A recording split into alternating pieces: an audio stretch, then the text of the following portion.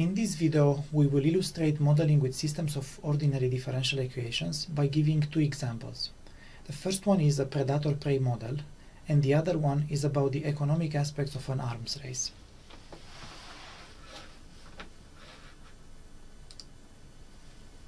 The first model we look at in this video was proposed in the early 1900s as a model for a situation where one species serves as a primary food source for another. Such models have been used in chemistry, ecology, and economy. The hypothesis is that the prey population finds unlimited amount of food at all times.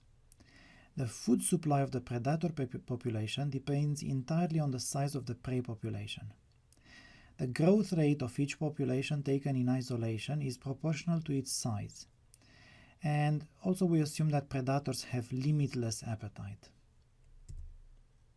So let's formulate this model in terms of whales and krill. We will denote the krill population by X and the whale population by Y, and of course the whales are feeding on krill. So we are going to assume that the ocean supports an indefinite growth of the krill, and so we don't model explicitly the plankton.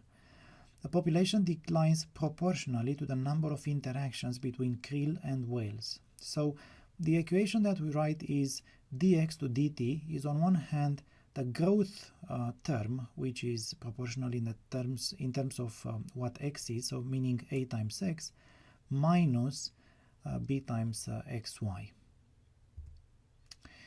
For the whale population, we assume that whales die of natural causes and they will have a constant mortality rate. And whales reproduce at a rate proportional to the number of interactions between krill and whales. So in other words, the equation we write is dy to dt equals minus my, and this term stands for the decrease because of the mortality rate, plus n times x of y, and that's the reproduction rate proportional to the number of interactions between krill and whales. To find out the equilibrium points, we look at the equations dx to dt equals dy to dt equals to 0, and we find out that we have, similarly as in the previous video, two equilibrium points. One is, obviously, we have no krill, no whale, so both are 0, and the other one is xy equals to m over n, a over b. Similarly as we did in the previous video, we can check the sign of the derivatives of x and y around the equilibrium, and we can plot them. So this shows that we are being pushed from one quadrant to another. It's not quite clear whether in our circling around the equilibrium point we get closer to it or further away from it. So it's not quite clear from this whether this equilibrium point is periodic or stable or even unstable. We can, for example, simulate, or in other words, numerically integrate this system of ODEs, and the result is going to look like this. So this means that the model is periodic. The two variables are going to go up and down, going always over the same values. The same can be seen also in this way by plotting one variable against the other. Obviously, depending on where we start, we may get narrower cycles or larger ones. Here is another model. Let's take the case of two countries which are engaged in an arms race. We are interested to know whether the arms race is going to lead to uncontrolled spending and eventual win by the country with better economic assets. And here are the assumptions of our model. Let's denote by X the annual defense expenditures of country 1 and by Y those of country 2.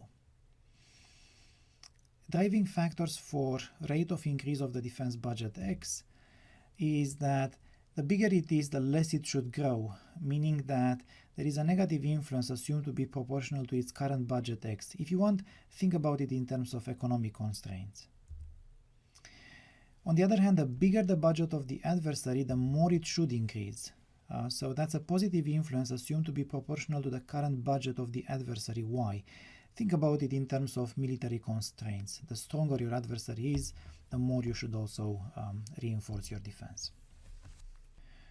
Moreover, some constant level of growth is needed anyway. Think about it as a precautionary constraint.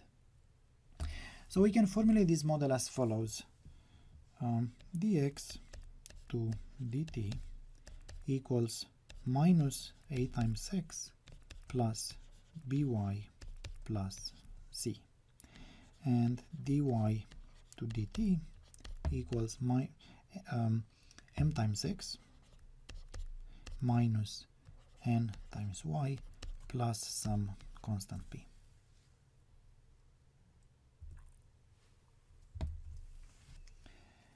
So to find out the equilibrium point, we have to solve these two equations. Minus ax plus by plus c equals 0, and mx minus ny plus p equals 0.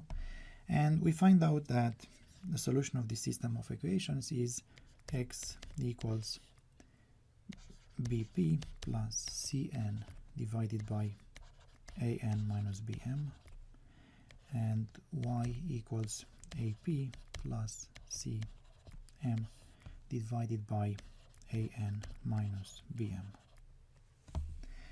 To see the behavior around this equilibrium, we take a look at the sign of the two derivatives around it. Each derivative is a linear function, and we can plot them as two lines. You may remember from an earlier video that a line always divides the plane into two half planes, and the function describing the line is positive in one of the two half planes and negative in the other one. We can plot the two lines and take a closer look at what this model predicts. We would need to discuss the values of constants a, b, c, m, n, and p to see whether the two lines are parallel or not, where is their intersection point, and which are the positive half planes. I skip here all these different cases and I focus on just one. I take a case where the two lines look like this. It's quite easy to establish the signs of these functions above and below the lines, in other words, in each of the four regions A, B, C, and D.